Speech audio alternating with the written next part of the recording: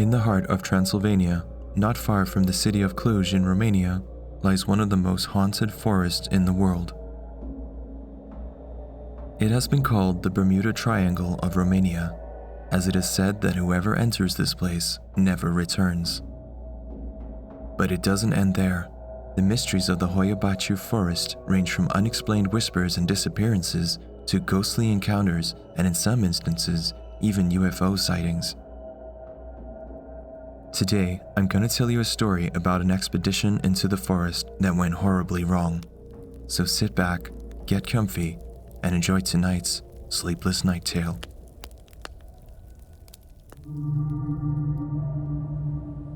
The forest acquired its name many years ago, after a shepherd entered the forest and mysteriously vanished with his flock of 200 sheep.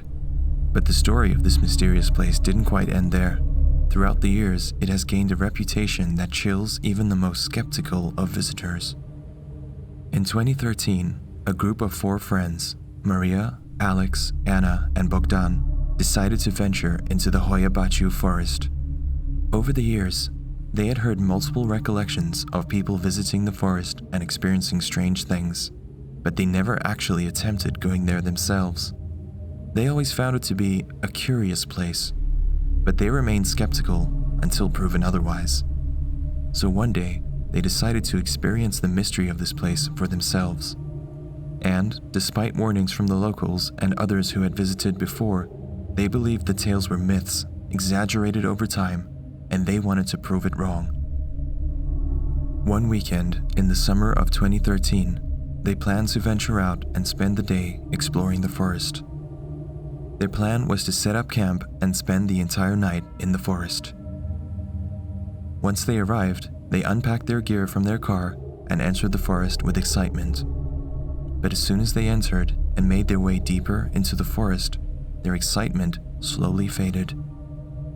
They kept telling jokes to keep things light, but deep down, they all knew they were laughing off an eerie feeling that had crept over each one of them as soon as they started walking deeper into the woods. The forest was dense, filled with twisted and unnaturally tangled trees. They looked almost as if they were recoiling from some kind of unseen force. As they were walking, they could feel that the air was cool and damp, with an almost palpable heaviness that pressed down on them. The group kept walking as they were searching for a particular patch in the forest that they had read about online. They had a vague idea about what they were looking for and where they were headed, so they kept going until they reached a circular clearing. This clearing was known for its strange, almost perfect circular shape, and once they spotted it, they knew exactly what it was. This was the infamous Dead Zone, a large, circular patch in the forest where no trees grew and animals would run away. It was a strange place with a deadly silence and an eerie aura that cast over the entire view. Anna, the most skeptical of the group, scoffed at the sight. "It's just a natural anomaly," she said. But the longer they were standing in the circle, the more the atmosphere shifted.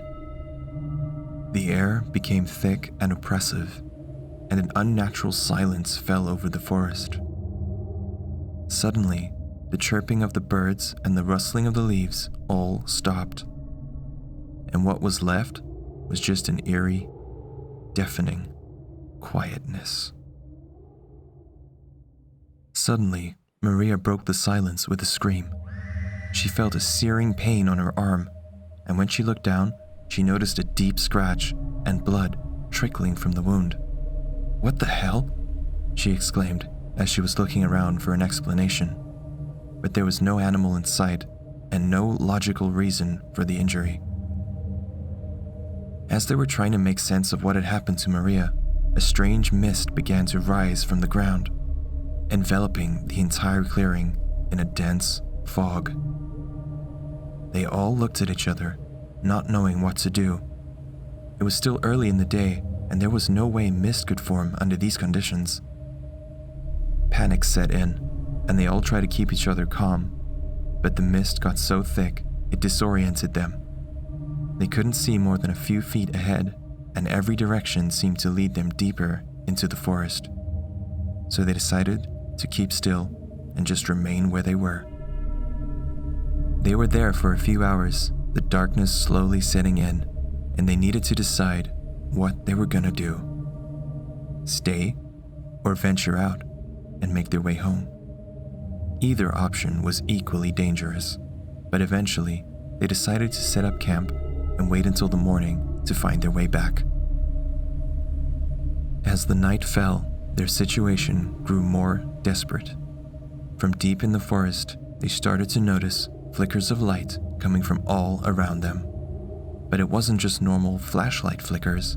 They looked as if someone was flashing their light and then switching it off right away. And it wasn't just one, there were 5, maybe 6, coming from all different directions. Their panic only intensified from there. The lights eventually stopped, but that didn't reassure them because they didn't know what they were. What if someone was out there, watching them?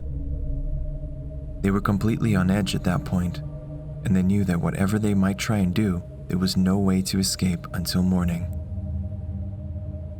That night was one of the longest nights of their lives. As the night went on, they started hearing whispers. Not the rustling of leaves or the calls of nocturnal animals, but human whispers. Soft, unintelligible murmurs that seemed to come from all directions, just like the lights. They huddled together, completely terrified.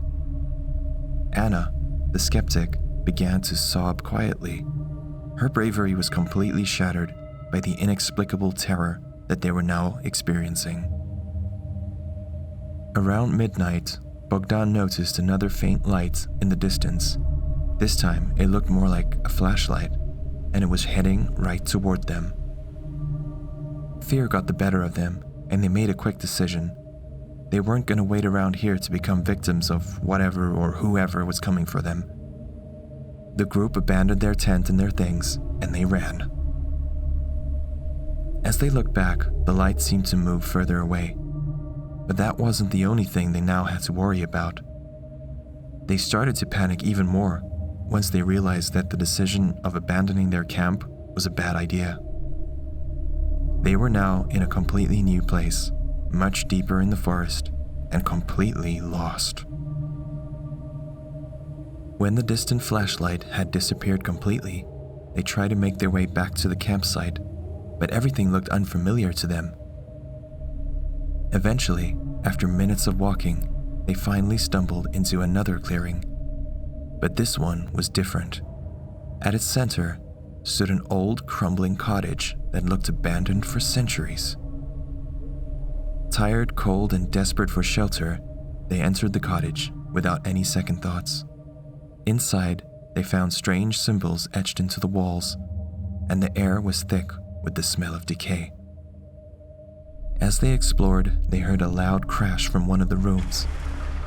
Alex, holding a flashlight, slowly opened the door.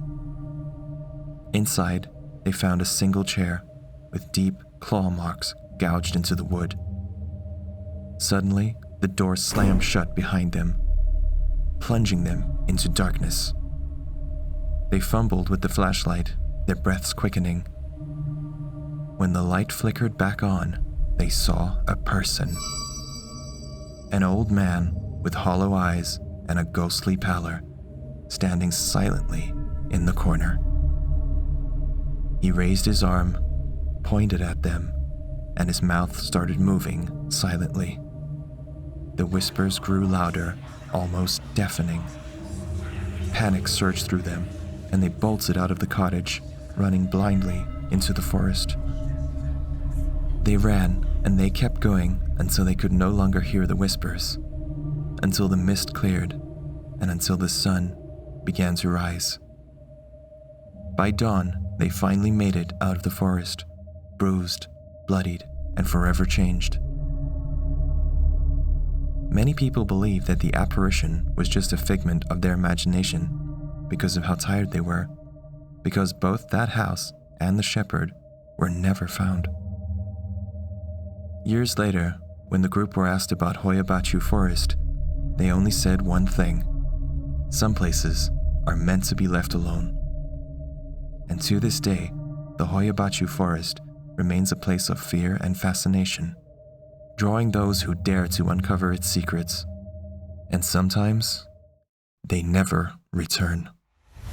Sleepless night tales we weave. Thanks for listening to today's story. I hope you enjoyed it. If you like these types of videos, remember to subscribe so you don't miss any of our future uploads. If you're looking for more, check out some of our other videos right here. Until next time, good night.